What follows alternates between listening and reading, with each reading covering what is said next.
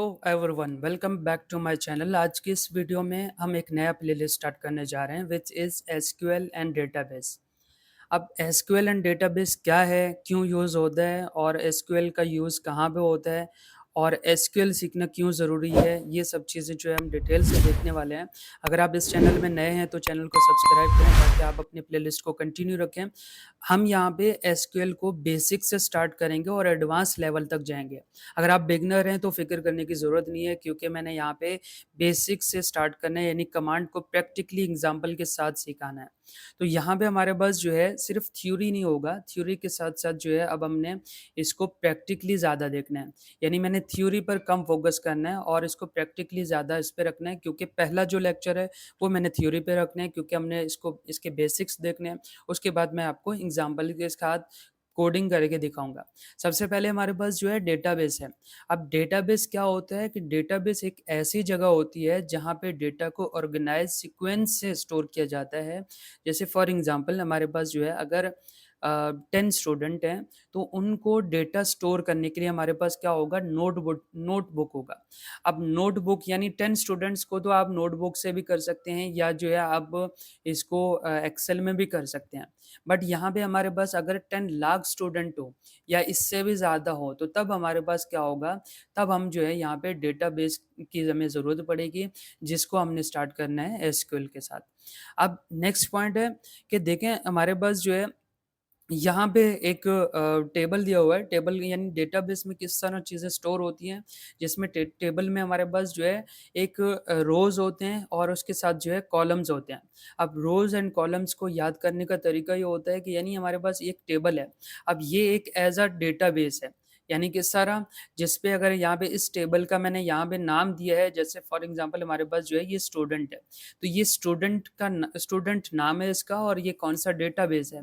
अब यहाँ पे हमारे पास क्या है, टेबल्स के सूरत में यानी रोज़ एंड कॉलम्स दिए हुए हैं। अगर आप टॉप पे देखें तो हमारे पास नंबर 1, 2 एंड 3 कॉलम्स दिए हुए हैं। यानी अगर टॉप से बॉटम की तरफ आ जाएँ तो वो हमारे पास क्या कहलाएँगे, वो हमारे पास कॉलम है। और अगर आप यहाँ पे इस तरह देखेंगे, यानी लेफ्ट से राइट साइड पे इसमें देखेंगे, तो ये हमारे पास क्या होंगे, ये हमारे पास रोज़ होंगे। इस तरह जो है होंगे, वो हमारे पास रोज़ होंगे। अब यहाँ पे हमारे पास आईडी दिया हुआ है, आईडी, नेम और स्टूडेंट। यानी मैं अगर जब भी इसको टारगेट करूँगा, जैसे मैंने यहाँ पे एसक्यूएल की मदद से इसको टारगेट करूँगा, जैसे मैंने लिखा है 1, तो यहाँ पे हमारे पास जो है 1 का पूरा डेटा आ जाए। तो ये है हमारे पास डेटाबेस। नेक्स्ट पॉइंट पे बढ़ते हैं। नेक्स्ट पॉइंट है हमारे पास एसक्यूएल। अब एसक्यूएल क्या होता है? एसक्यूएल हमारे पास जो है, अगर आप देखें एसक्यूएल और डेटाबेस में क्या फ़र्क है, वो भी हम आगे देखेंगे। एसक्यूएल हमारे पास क्या होगा, एक लैंग्वेज है जिसके ज़रिए डेटाबेस को इंस्ट्रक्शन देती है, जिस पे हमारे पास क्या होगा कि आप डेटाबेस यानी नया डेटा सेव करो, डेटाबेस में जो है आपने नया चीज़ों को ढूँढ के सर्च करके दो, जिसमें हमारे पास यानी सेलेक्ट करके दो, इंसर्ट करो, अपडेट करो, डिलीट करो। ये सब चीज़ें हम किसमें करेंगे, एसक्यूएल में करेंगे। एसक्यूएल की मदद से यानी डेटाबेस से जो है चीज़ों को हम क्या करेंगे, अपडेट कर सकते हैं, इंसर्ट कर सकते हैं, अब उसमें डिलीट कर सकते हैं और उसको सिलेक्ट करके पर्टिकुलर चीज़ें जो है हमने स्पेसिफिक चीज़ों को निकाल सकते हैं।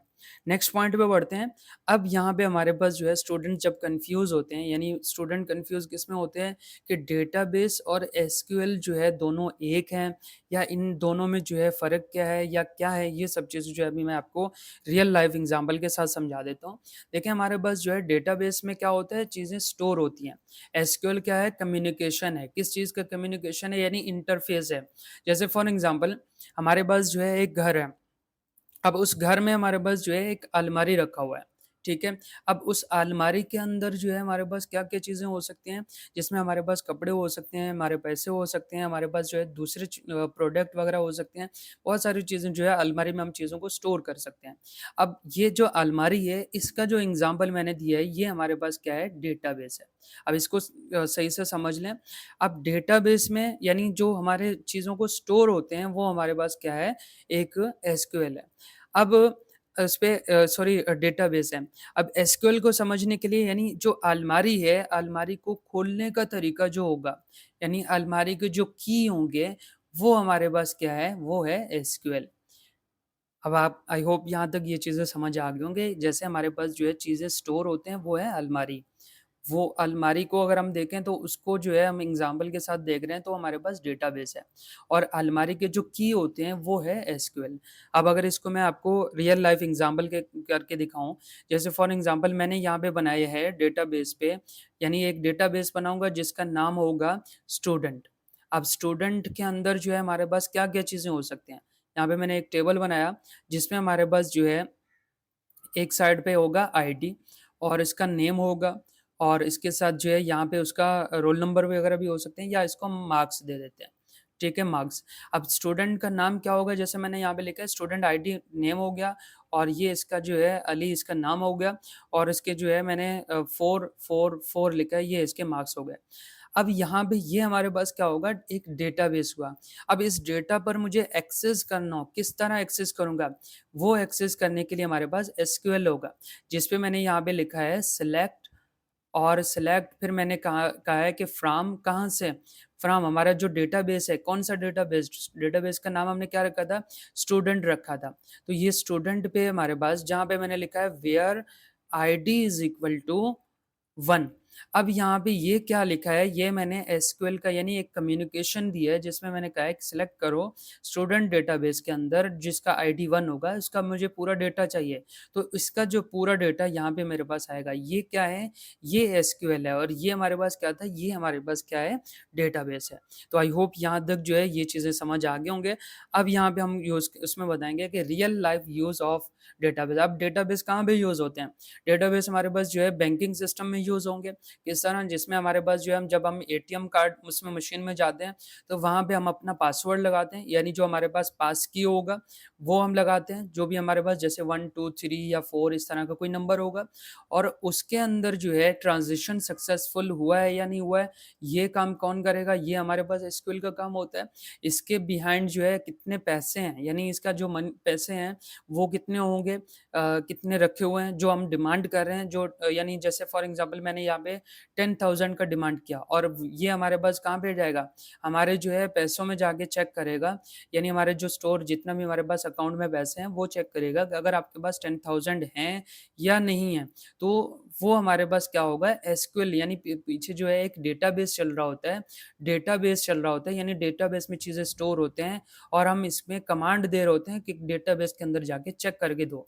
इसी तरह हमारे पास अमेज़न और दराज़ में भी होता है, दराज़ में आप देखें प्रोडक्ट वगैरह होते हैं, प्रोडक्ट को चेक कर रहे होते हैं, प्रोडक्ट की आईडी होती है, उस प्रोडक्ट की आईडी को चेक करके हमारे पास जो है यहाँ पे चीज़ें हमें फाइंड करके हम देते हैं। अब यहाँ पे यानी प्रोडक्ट के जितना भी डेटा है यानी डेटा उसपे है वो हमारे पास क्या होगा डेटाबेस होगा। अब कौन-सा प्रोडक्ट मैं ढूँढ रहा हूँ, फाइंड कर रहा हूँ, वो हमारे पास क्या होगा एसक्यूएल की मदद से हम फाइंड करेंगे। सोशल मीडिया अगर देखें हमारे पास इंस्टाग्राम और फेसबुक है। अब फेसबुक में हमारे पास क्या करते हैं हम लॉगिन कर लेते हैं, लॉगिन के लिए हमारे उसमें क्या ज़रूरत पड़ेगी? जिसमें हमारे पास जो है पासवर्ड होगी और यूज़र नेम भी होगा। अब यूज़र नेम जो है कहाँ पे है? यूज़र नेम हमारे पास जो है बिहाइंड हमारे पास एक डेटाबेस बना हुआ है। अब डेटाबेस हमारे पास बना हुआ है जिसमें जो है चीज़ें स्टोर होती हैं, यानी हमारे पास पासवर्ड और हमारा नेम और हमारे बाकी चीज़ें जो है वहाँ पे डेटाबेस में स्टोर होते हैं। अब जो ये मैं कमांड दे रहा हूँ, ये कमांड किसमें दूँगा? ये एसक्यूएल में दूँगा। तो आई होप यहाँ तक ये चीज़ें समझ आ गए होंगे और नेक्स्ट पे चलते हैं। नेक्स्ट हमारे पास जो है व्हाई लर्न एसक्यूएल। अब एसक्यूएल को हम क्यों सीख रहे हैं? अगर आप जो है यहाँ पे डेटाबेस में डायरेक्ट मैं यहाँ पे आ रहा हूँ, अगर आप डेटा साइंस बनना चाह रहे हैं, डेटा साइंटिस्ट बनना चाह रहे हैं, एनालिस्ट बनना चाह रहे हैं, डेटा एनालिस्ट या जो है सॉफ्टवेयर इंजीनियर बनना चाह रहे हैं, वेब डेवलपर बनना चाह रहे हैं या जो है बैकएंड डेवलपर बनना चाह रहे हैं, तो ये सब चीज़ें जो है हमारे पास एसक्यूएल में काम हो रहा होता है, यानी एसक्यूएल की ज़रूरत पड़ती है। एसक्यूएल में क्या होता है? इसके लिए हमारे पास डेटाबेस की ज़रूरत पड़ेगी और डेटाबेस पे हम एक्सेस कैसे करेंगे? एसक्यूएल की मदद से। तो इसलिए जो है हमारे पास एसक्यूएल लैंग्वेज सीखना ज़रूरी है। तो आई होप यहाँ तक ये बेसिक चीज़ें समझ आ गए होंगे और यानी अगर मैं यहाँ पे एक रियल लाइफ़ एग्ज़ाम्पल दूँ, एसक्यूएल जो है गूगल में भी यूज़ होता है, माइक्रोसॉफ्ट में भी यूज़ होता है, अमेज़न, मेटा, नेटफ्लिक्स और ओरेकल, आईबीएम ये सब चीज़ों में यानी हर कंपनी में किसी न किसी एक डेटाबेस होता है और उस डेटा पर एक्सेस करने के लिए हमारे पास क्या होगा? एसक्यूएल होगा। अब यहाँ पे हमारा जो टारगेट होगा वो एसक्यूएल होगा, उसमें डेटाबेस में हमारे पास अलग-अलग लैंग्वेजेस होते हैं, जिन पर हम एक्सेस करेंगे, जो हमारे पास की हैं और उसमें हम क्या यूज़ करेंगे वो है हमारे पास एसक्यूएल। तो आई होप यहाँ तक ये चीज़ें समझ आ गए होंगे। That's it for today. यहाँ तक जो है मैं इसको रोक देता हूँ। अब हम चलेंगे इंस्टॉलेशन की तरफ। हम क्या यूज़ करेंगे? हमारे पास जो है हम सॉफ्टवेयर जो यूज़ करेंगे वो होगा वर्कबेंच। वर्कबेंच जो मैं आपको अभी इंस्टॉल करके दिखाऊँगा, इंस्टॉलेशन सिर्फ़ करेंगे आप, और बाकी जो है इंटरफ़ेस वगैरह जो है, इसका जो इंटरफ़ेस है वो सब चीज़ें हम बाद में देखेंगे। और साथ-साथ जो है हम इसके बाद यानी कोशिश मैं करूँगा, आई विल ट्राई कि हम इसमें प्रैक्टिस ज़्यादा करेंगे। यानी प्रैक्टिस किसमें करेंगे? हम कोडिंग ज़्यादा करेंगे इसमें।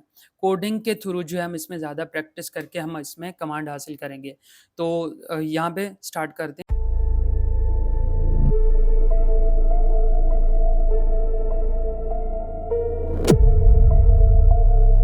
अब यहाँ पे गूगल पे आया हूँ और गूगल पे हमने क्या करना है, एक कोड एडिटर इंस्टॉल करना है यानी डाउनलोड करना है, फिर उसके बाद इंस्टॉलिंग करनी है। तो यहाँ पे माई एसक्यूएल के लिए हमने क्या करना है, वर्क बेंच एसक्यूएल। जैसे ही आप यहाँ पे क्लिक करेंगे, आपके पास जो है यहाँ पे सबसे टॉप पे लिखा हुआ होगा माई एसक्यूएल वर्क बेंच।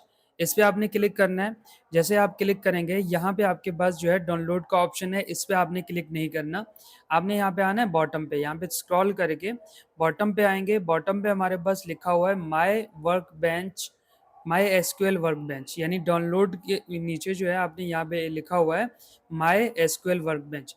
जैसे ही आप इस पे क्लिक करेंगे तो तब आपके पास जो है यहाँ पे सिलेक्ट ऑपरेटिंग का सिस्टम आएगा, यानी आपने कौन से ऑपरेटिंग सिस्टम यूज़ कर रहे हैं वहाँ पे जो है आपने ये सेलेक्ट करना है। जैसे मेरे पास जो है माइक्रोसॉफ्ट विंडो ऑलरेडी सेलेक्ट है, क्योंकि मैं विंडो पे हूँ तो इसलिए जो है मैंने यहाँ पे माइक्रोसॉफ्ट विंडो पे ही क्लिक रखना है। और अगर आप जो है कोई और ऑपरेटिंग सिस्टम यूज़ कर रहे हैं तो इनमें से जो है आप वो भी सिलेक्ट कर सकते हैं, लेकिन मैं यहाँ पे माइक्रोसॉफ्ट विंडो यूज़ कर रहा हूँ। अब इसके बाद क्या करना है, सिंपली यहाँ पे स्क्रॉल करें यानी नीचे आ जाएं और यहाँ पे लिखा हुआ है डाउनलोड। जैसे आप डाउनलोड पे क्लिक करेंगे, आपके पास जो है इस तरह का एक इंटरफेस आएगा।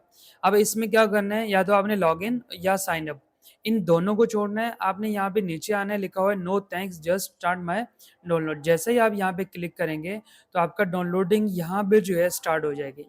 इसमें कोई एक्सटेंशन वगैरह की ज़रूरत नहीं है, यानी आपने डायरेक्ट जो है क्लिक करना है और ये यहाँ पे जो है डाउनलोडिंग होना स्टार्ट हो जाएगा। जो गेम मेरे पास ऑलरेडी डाउनलोड है और इंस्टॉल भी है, तो इसलिए जो है मैं यहाँ पे इसको स्टॉप कर रहा हूँ और स्टॉप करने के बाद यहाँ पे मैं इसको ओपन कर रहा हूँ। अब देखें, इसका डाउनलोडिंग इतना मुश्किल नहीं है, आप इसमें नेक्स्ट नेक्स्ट करते जाएं, आपके पास जो है वो डाउनलोड होके आपके पास किस तरह का इंटरफेस आएगा वो मैं आपको यहाँ पे दिखाने वाला हूँ। तो इस तरह का आपके पास यहाँ पे आप देख सकते हैं माई वर्क बेंच, ये लिखा हुआ है welcome to my SQL workbench. जैसे ही यहाँ पे आया है, अब आपने क्या करना है, सबसे पहले जो है आपने यहाँ पे कनेक्शंस बनाने हैं। अब ये टॉप पे जो है यहाँ पे फाइल एडिट, व्यू, डेटाबेस, ये सब क्या है, वो सब जो है हम वन बाय वन देखेंगे। लेकिन आपने यहाँ पे क्या करना है, स्टार्ट करने के लिए आपने यहाँ पे आना है, लिखा हुआ है माई एसक्यूएल कनेक्शन। ये मेरे पास जो है ऑलरेडी कुछ दिए हुए हैं, क्योंकि मैं इस पे डेली बेसिस पे काम करता हूँ, तो इस वजह से मेरे पास जो है ये लिखा हुआ है। आप यहाँ पे क्या करेंगे, माई एसक्यूएल पे यहाँ पे प्लस आइकन जो है आपको नजर आ रहा होगा, यहाँ पे आपने क्लिक करना है। जैसे ही आप यहाँ पे क्लिक करेंगे तो आपके पास जो है यहाँ पे लिखा हुआ है कनेक्शन नेम। अब कनेक्शन नेम आप क्या रखना चाह रहे हैं, फॉर एग्जांपल जो है हम यहाँ पे जून 2026 पे स्टार्ट कर रहे हैं, तो तब हमारे पास जो है यहाँ पे ये लिखा हुआ है जून 26, और आपने बाकी कुछ भी नहीं करना है। यूज़र नेम जो आपने ऑलरेडी रूट सेलेक्ट किया होगा, पासवर्ड वगैरह कुछ भी नहीं करना। आपने सिर्फ और सिर्फ यहाँ पे ओके करेंगे। जैसे आप ओके करेंगे तब आपके पास जो है यहाँ पे अगर स्क्रॉल करें तो यहाँ पे लिखा हुआ होगा, देखें ये हमारे पास जो है एक कनेक्शन बन के आ गया। अब जैसे मैं इस पे क्लिक करूँगा तो आपके क्लिक करने के बाद अब आपके पास जो है आपका कोडिंग, जहाँ पे आप कोड करेंगे वो इंटरफेस आपको नज़र आया। ये आपके पास जो है कोडिंग का एरिया है। अब यहाँ पे क्या करेंगे, फॉर एग्जांपल हमारे पास जो है ये साइड में क्या है और ये टॉप पे क्या है, मैंने पहले से ही बता दिया कि इसको जो है हम इंशाल्लाह वन बाय वन इनको समझेंगे। देखें, यहाँ पे हमारे पास जो है दो चीज़ें हैं।